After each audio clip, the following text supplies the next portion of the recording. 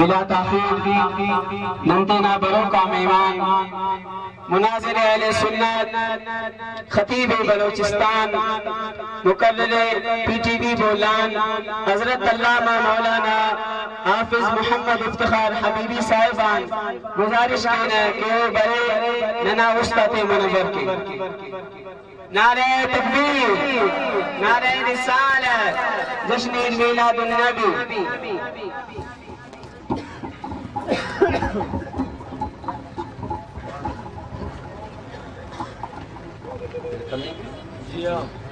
دون سود و عملی و قبول بسر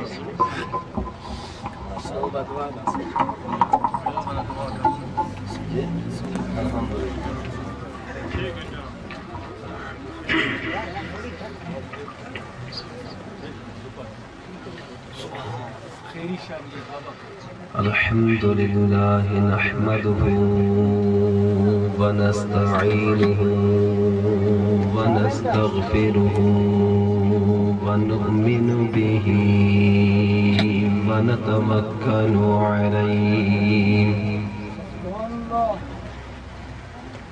ونعوذ بالله من شرور أنفسنا ومن سيئات أعمالنا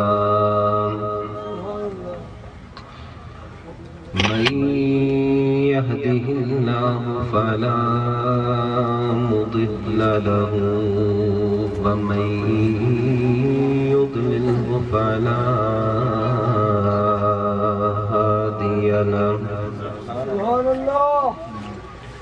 ونشهد أن لا إله إلا الله وحده لا شريك له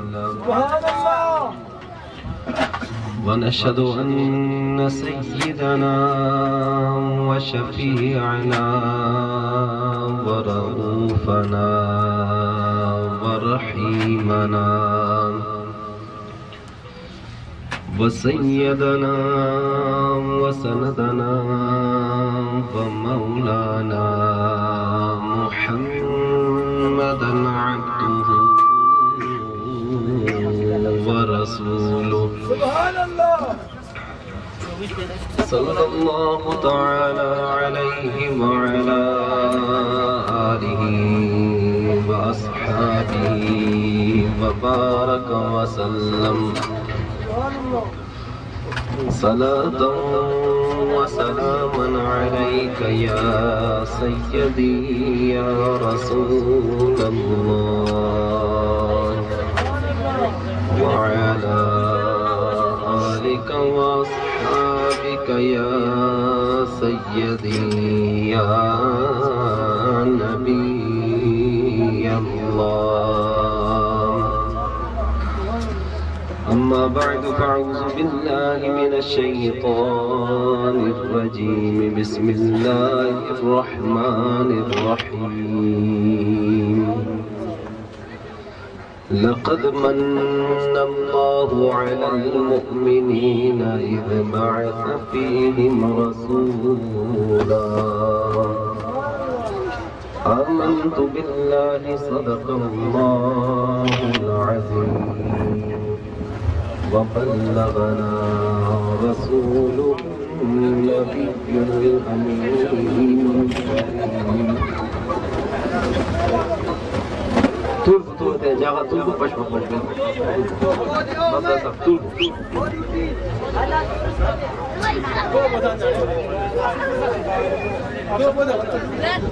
دوست تک جاغا طول کو مسئلہ ہے سب تمام کائے بنے کہ چھوٹا کس کا طول ہو جاتا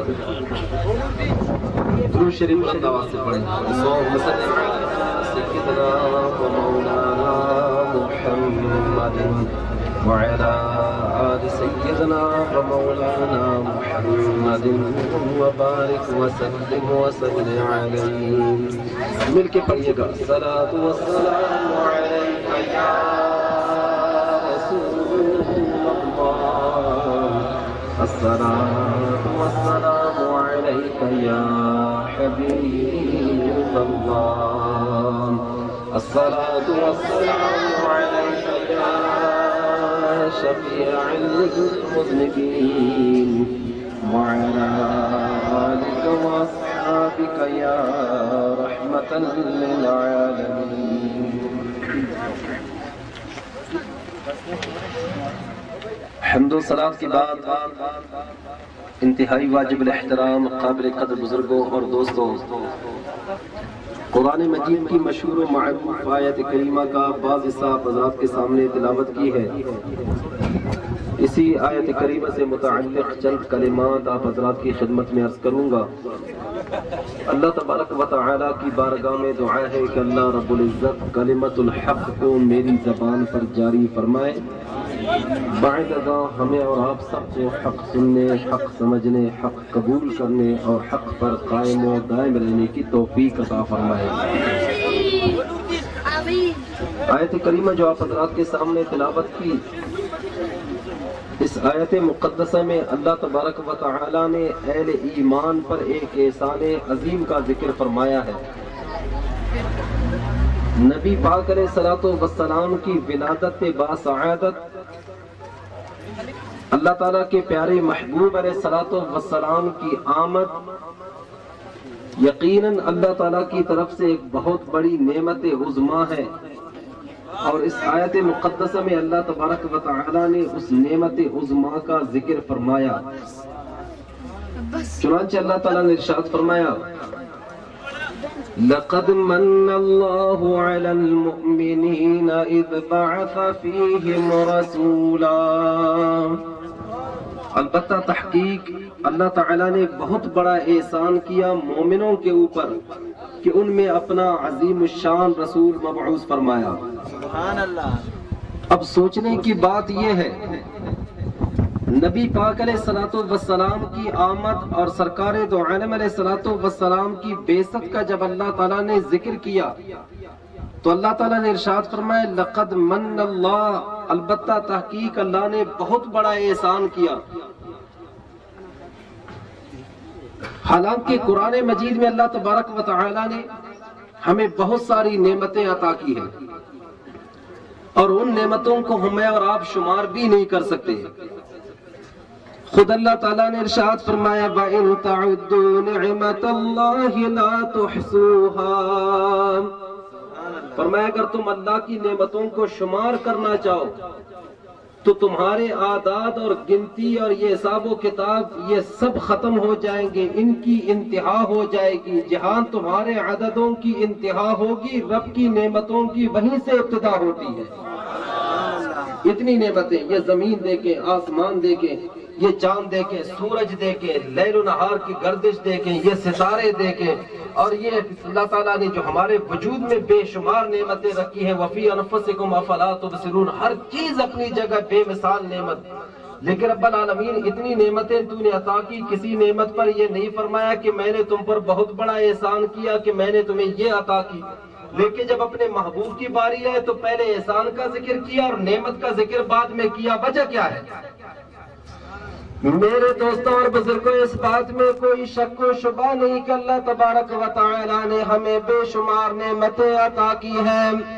یہ زمین بھی اللہ کی نعمت ہے، آسمان بھی اللہ کی نعمت ہے، یہ بادل بھی اللہ کی نعمتیں ہیں، یہ برسات بھی اللہ کی نعمت ہے، ہوا بھی اللہ کی نعمت ہے، یہ سارے دن اور رات اللہ کی نعمتیں ہیں، یہ ستارے بھی اللہ کی نعمتیں ہیں، یہ چاند بھی اللہ کی نعمت ہے، سورج بھی اللہ تعالیٰ کا لازوال نعمت ہے۔ انسان اپنے وجود میں غور کرے تو یہ آنکھیں بھی اللہ تعالیٰ کی بے مثال نعمتیں ہیں، یہ کان بھی نعمتیں ہیں، یہ ہاتھ بھی نعمتیں ہیں، یہ پاؤں بھی نعمتیں ہیں، یہ عقل و شعور ادراک و حس جو اللہ نے عطا کیا یہ بھی ایک بہت بڑی نعمت ہے۔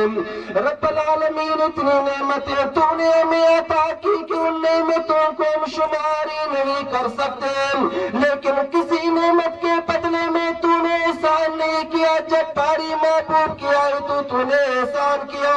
اللہ تعالیٰ نے ارشاد فرمایا اس لیے دنیا میں ہر نعمت دوسرے کو تو دی جاتی ہے لیکن محبوب کسی کو دیا ہی نہیں جاتا۔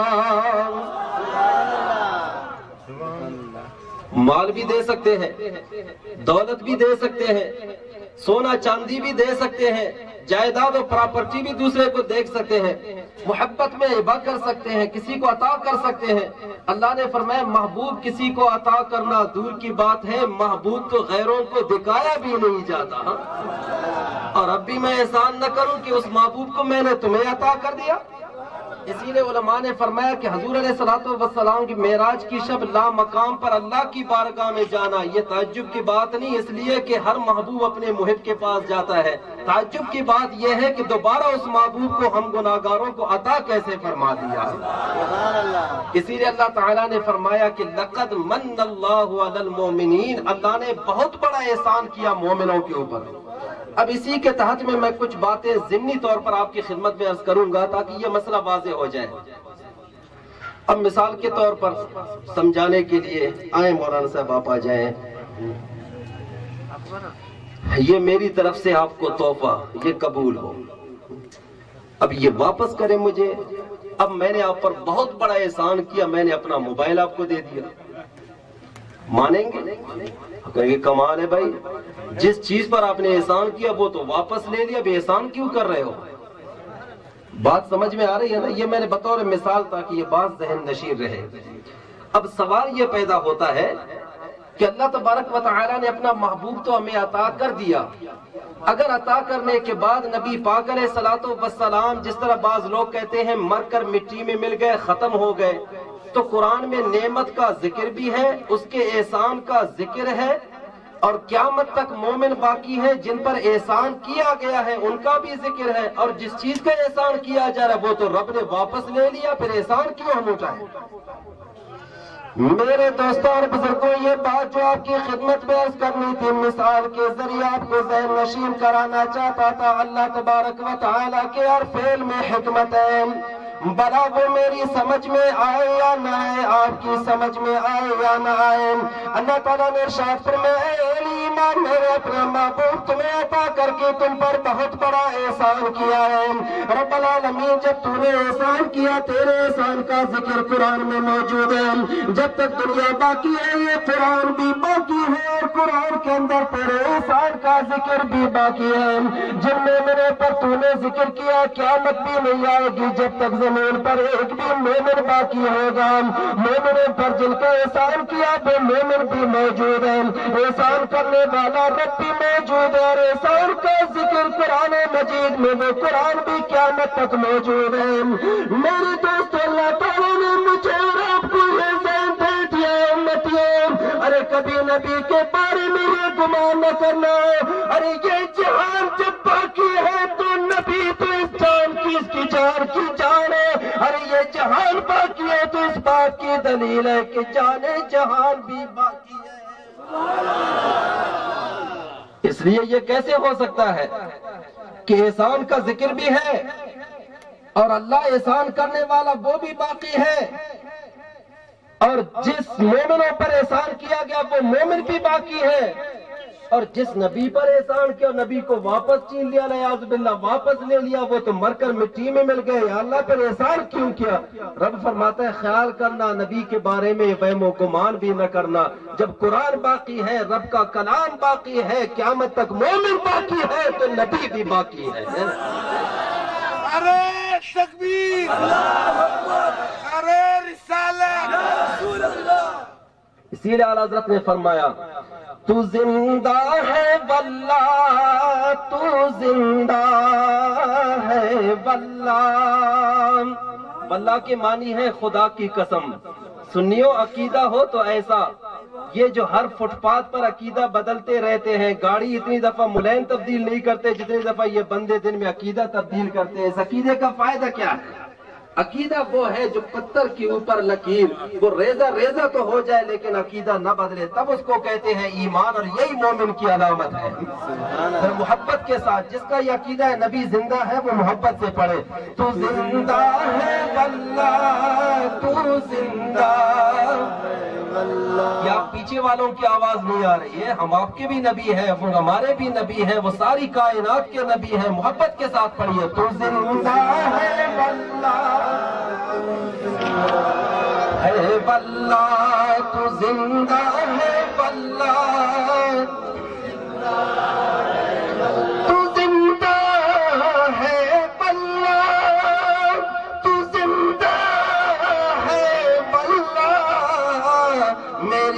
چشمے عالم سے چھپ جانے والے، میری چشمے عالم سے چھپ جانے والے، میری چشمے عالم سے چھپ جانے والے۔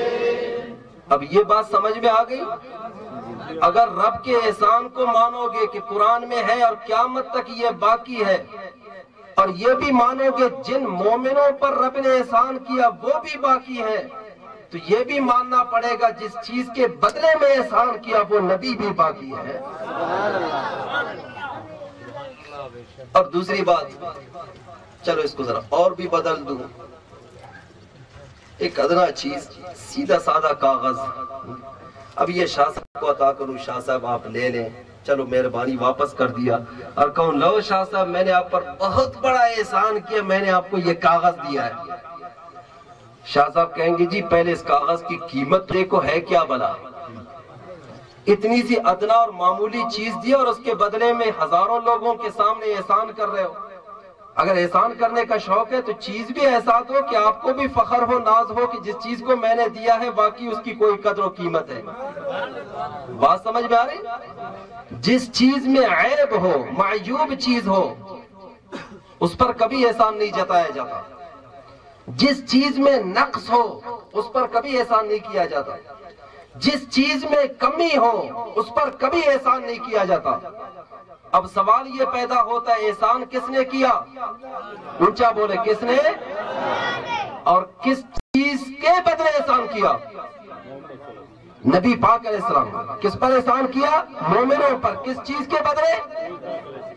اب اگر یہ لوگ کہیں نبی ہماری طرح تھے، اس کو دیوار کے پیچھے کا علم نہیں تھا، اس کے علم سے شیطان کا علم زیادہ ہے، وہ تو مر کر مٹی میں مل گئے، یار اتنے عیب تو آپ نے گن لیے، رب کو ایک بھی عیب نظر نہیں آیا کہ اس معیوب چیز کو دیکھ کر اس نے احسان کر دیا؟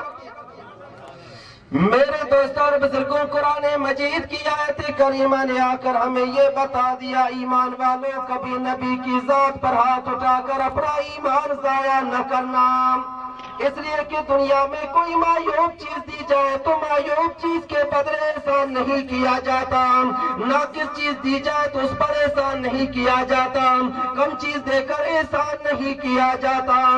جب اللہ تعالیٰ نے قرآن مجید میں قیامت تک کے مومنوں پر احسان کیا تو رب نے فرمایا کہ اے ایمان والو، جس چیز پر میں نے احسان کیا ہے وہ میرا محبوب اور قسم کے عیب اور نقص سے پاک۔ نبی پاک علیہ السلام کی ذات میں کوئی عیب، کوئی نقص، اونچا بولے، کوئی بھی عیب۔ وہ کیا بات ہے، اتنے عیب علیہ باللہ میں اور آپ نبی میں شمار کرتے ہیں۔ آج کسی سردار میں ایک عیب نکال دو تو صبح آپ کے گھر میں کفن خود بخود پہنچ جائے گا۔ کر لے ہمت ہے، جب ایک سردار میں ہزاروں عیب ہونے کے باوجود آپ عیب نہیں نکال سکتے، ایک ٹکری میں ہزاروں عیب ہونے کے باوجود آپ اس میں عیب نہیں نکال سکتے، اپنے قبیلے کے سربراہ میں باوجود یہ کہ وہ شرابی ہے، باوجود یہ کہ وہ بے دین ہے، لیکن پھر بھی آپ عیب نہیں نکال سکتے، وگرنہ تمہیں قبیلے سے نکال دیا جائے گا، علاقے سے نکال دیا جائے گا۔ سلیم ذرا سوچے، جس ذات کو رب العالمین نے ساری کائنات کے لیے رحمت بنا کر بھیجا، اس نبی میں عیب نکالو گے، پھر اس نبی کے کلمہ پڑھنے کا فائدہ ہی کیا ہے؟ یہ کیا بات ہے؟ ایک طرف کلمہ بھی پڑھو، ایک طرف یہ کہو ورزقنا شفاعتہ، ایک طرف یہ کہو کہ قیامت کے دن ہمیں اس کی لوال حمد کے جھنڈے کے سائے تلے جگہ نصیب ہو، ایک یہ کہو کہ قبر میں جب سامنے مکڑا نظر آئے گا میں کہوں گا ہوا محمد الرسول اللہ، اور دوسری طرف دنیا میں اتنے عیب نکالتے ہیں کہ انگلیاں ختم ہو جاتی ہیں، رسول کے عیب ختم نہیں ہوتے علیہ باللہ، تو اس نبی کے کلمہ پڑھنے کا فائدہ کیا ہے؟ تو پتہ یہ چلا کہ جب رب نے یہ فرمایا لقد من اللہ علی المومنین، اللہ نے مومنوں پر احسان کیا، تو یہ احسان کرنا اس بات کی طرف اشارہ ہے کہ دنیا میں کوئی انسان کسی انسان کو معیوب چیز دے دے، ارے وہ اس پر کوئی کسی پر احسان نہیں جتا سکتا. دنیا میں کوئی کسی کو ناقص چیز دے دے وہ اس پر احسان نہیں جتا سکتا. احسان جتائے گا تو حماقت و جہالت ہوگی. رب فرماتا ہے میں نے اپنا حبیب عطا کر دیا اور احسان کر دیا. احسان اس لیے کیا کہ میرے محبوب کی ذات میں کوئی عیب نہیں ہے, میرے محبوب کی ذات میں کوئی کمی نہیں ہے, میرے محبوب کی ذات میں کوئی نقص نہیں ہے. اسی لیے نبی پاک علیہ الصلوۃ والسلام نے خود ارشاد فرمایا لا یؤمن احدکم حتی اکون احب الیہ من والدہ وولدہ والناس اجمعین. فرمایا جب تک میری ذات سے تم میں سے ہر کوئی میری ذات سے اپنے ماں باپ سے زیادہ محبت نہ کرے وہ مومن نہیں ہو سکتا. اپنی اولاد سے زیادہ محبت نہ کرے وہ مومن نہیں ہو سکتا. ایک روایت میں حتی بنفسہ اپنی جان سے زیادہ محبت نہ کرے وہ مومن نہیں ہو سکتا. اب سوال یہ پیدا ہوتا ہے کہ دنیا میں ہم تو یہی پڑھتے ہیں یہی دیکھتے ہیں کہ محبت ایک ایسی شے ہے نہ زبردستی کی جا سکتی ہے نہ کسی سے کروائی جا سکتی ہے. ابھی میں کسی